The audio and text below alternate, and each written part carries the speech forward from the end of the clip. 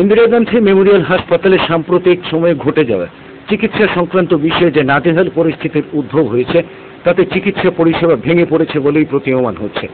এই প্রশ্নে ইন্দিরা গান্ধী মেমোরিয়াল হাসপাতালে কর্তব্যরত স্বাস্থ্যকর্মীরা কিংবা চিকিৎসকরা বিরুদ্ধাচরণ করলেও বাস্তব ঘটনার দৌলতেই ইন্দিরা গান্ধী মেমোরিয়াল হাসপাতালে চিকিৎসা পরিষেবা নাজুক পরিস্থিতি নিয়ে স্বাস্থ্য দপ্তর প্রশাসনিক অনুসন্ধান শুরু করেছে কিংবা মানুষের দুর্ভোগে তদন্ত করার প্রয়োজনীয়তা অনুভব করছেন কিনা সে তাদেরই জানা আছে।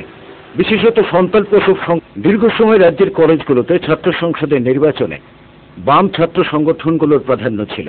এবার সেই ক্ষেত্রে বিরোধী এনএসইউআই সর্বশক্তি দিয়ে চেষ্টা চালিয়েছে। দেখা গেছে মামাটি মানুষের তৃণমূলের ছাত্র সংগঠনের উপস্থিতি।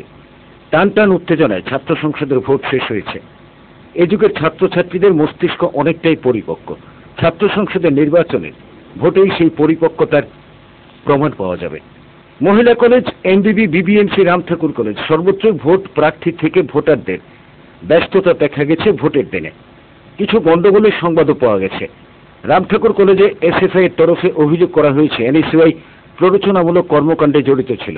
উল্টো দিকে এনএসইউআই এর তরফে বলা হয়েছে ভোটে অবাঞ্ছিত পথ নিয়েছে এসএফআই।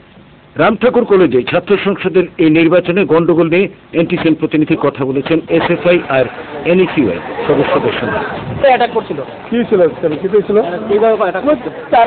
আমরা নাকি বুট নিয়ে নাকি আমরা খাওয়ার সাথে ফ্যাসিলিটি করতে চাই নিয়ে তারা আমাদের সাথে মানে কলেজ দিল ধরার সাথে আমাদের উপরে অ্যাটাক করলো। সেকেন্ড ইয়ার স্টুডেন্ট আপনি কি বলবেন? এটা আমরা চাইছিলাম নির্বাচনটা নির্বাচনটা সুস্থ মতো চলতে আসো, তার মধ্যে তারা এই গ্যাঞ্জামটা করছে। আসল কথা তারা সুষ্ঠু মানসিকতা নিয়ে নির্বাচন মানে প্রতিনিধিত্ব করতে না। তারা আসলে প্রত্যেক বছরই এইসব একটা মারামারি লেগেই কলেজ নির্বাচন হয়। নয়তো বা তারা সাপোর্টটা করলে ভালো, তারা ভালো প্রতিদ্বন্দ্বী হতে, কিন্তু প্রত্যেক বছরই তারা কোনো মানে পোস্টে জিততে পারে না। তারা শুধু এই একটাই করে কাজ, কলেজ ক্যাম্পাসের মধ্যে সে গ্যাঞ্জাম করা আর যেটা সস্তা রাজনীতি করা, তারা পপুলারিটি পাওয়া লাগে। কারণ ত্রিপুরার মধ্যে কোনো স্কুলের মধ্যে কোনো শিক্ষা প্রতিষ্ঠানের মধ্যে তারা কোনো গ্রহণযোগ্যতা নেই। সেই তারা প্রত্যেক কলেজ নির্বাচনের মধ্যে এসে একটা মারামারি করলে ওদের ভিতরে প্রেস থাকে বা বিভিন্ন মিডিয়া থাকে, ওই মিডিয়ার মাধ্যমে তারা প্রচার পায়। তো ওইটাই তারা সারা বছর রাজনীতি মানে আমরা তো এটা সস্তা রাজনীতি করে। তারা ভালো কিছুর লেগে রাজনীতি করে না। তারা ভোটারদের আমরা সামনেই আছে। এবার ভোটে আপনি জিতবেন? এবার ভোটে আমরা 100% জিতব। তারা কোনো সিটে মানে জিততে পারছে। আমার নাম বিষ্ণু পাল। পার্টি করে এসএফআই। ধন্যবাদ। আমাদের কিছু লোক কলেজে হঠাৎ করে দিতে আসলো, তো তারা কি করছে ও প্যানেলগুলো কলম দিয়ে দাগ দিয়ে প্যানেল চিটে ফেলে দিচ্ছে আমাদের এনওসিআর যে প্যানেলটি। নষ্ট করে দিয়েছে? হ্যাঁ, অনেকগুলো নষ্ট করে দিয়েছে স্যার। কিন্তু স্যার আমাদের কিছু লোক যখন ওদেরকে জিজ্ঞাসা করলো তখন ওরা বললো যে আমরা কিছু করিনি। কিন্তু স্যার আমার চোখের সামনে ওরা আমাদের প্যানেলগুলো স্যার ছিঁড়ে ফেলে দিচ্ছে। কিন্তু এই সমস্ত বিষয়ে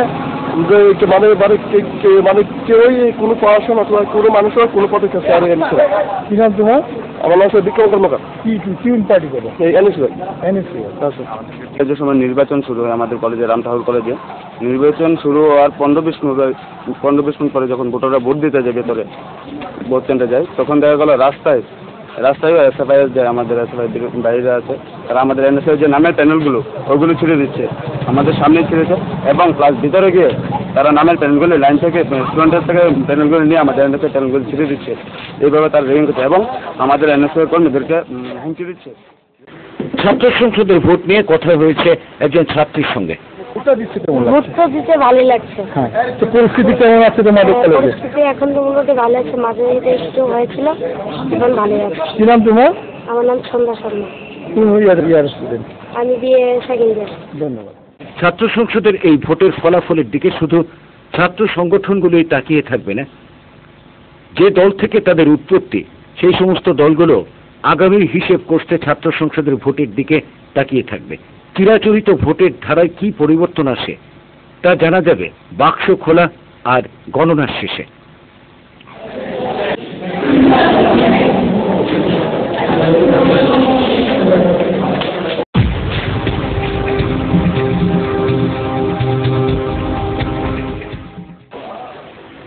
ইন্দিরা গান্ধী মেমোরিয়াল হাসপাতালে সাম্প্রতিক সময়ে ঘটে যাওয়া চিকিৎসা সংক্রান্ত বিষয়ে যে নাজেহাল পরিস্থিতির উদ্ভব হয়েছে তাতে চিকিৎসা পরিষেবা ভেঙে পড়েছে বলেই প্রতীয়মান হচ্ছে।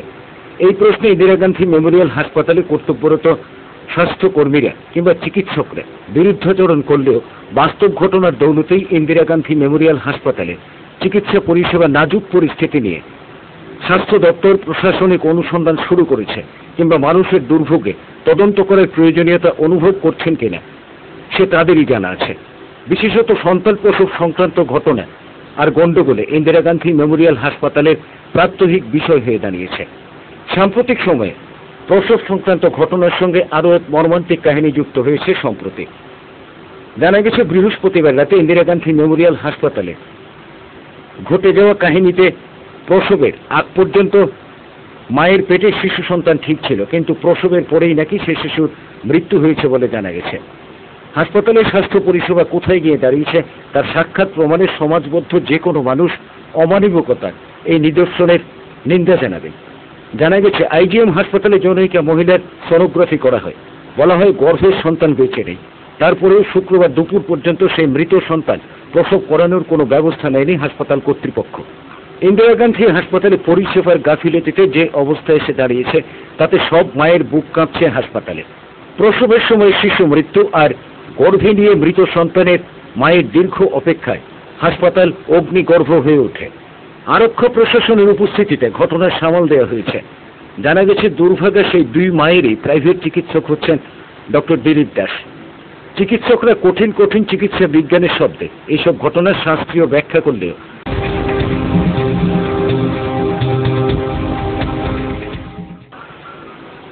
শুক্রবার প্রেস ক্লাবে এই শহরের সাধারণ নাগরিক বিপ্লব কর্মকার এবং ওনার পরিবার গণমাধ্যমের দ্বারস্থ হয়েছেন সাংবাদিক সম্মেলনে পরিবারের উপর নেমে আসা সমাজের আগ্রাসী বাহুবলীদের হুমকি আর প্রাণনাশের ক্ষেত্রে সংবাদ মাধ্যমের সোচ্চারিত ভূমিকার সঙ্গে এই সংবাদকে জনমানসে পৌঁছে দেওয়ার লক্ষ্যে শান্তিপাড়ার ডাকাবুক ও জমির দালাল বিপ্লব কর্মকার এবং ওনার পরিবারকে ক্রমাগত হুমকিতে নিরাপত্তাহীন করে তুলেছেন। যে কোনো সময় বিপ্লব কর্মকার প্রাণনাশের আশঙ্কা করছেন। প্রশাসনের শীর্ষ মহল থেকে সংবাদ মাধ্যমেও বিপ্লব কর্মকারের উপর নেমে আসা অত্যাচারের ঘটনা বিস্তারিত প্রকাশিত হয়েছে, তারপরেও কোনো ব্যবস্থা নেয়নি প্রশাসন। প্রেস ক্লাবে সাংবাদিক সম্মেলনে বিপ্লব কর্মকার এবং ওনার পরিবার উপস্থিত হয়ে সংবাদ মাধ্যমকে জানিয়েছেন বর্তমান পরিস্থিতি। পরে থানার থেকে তো কোনো হেল্প পাইছি না এবং এই এফআইআর এগেইনস্টে কোনো প্রশাসন কোনো পদক্ষেপই ভালোভাবে নিচ্ছে না।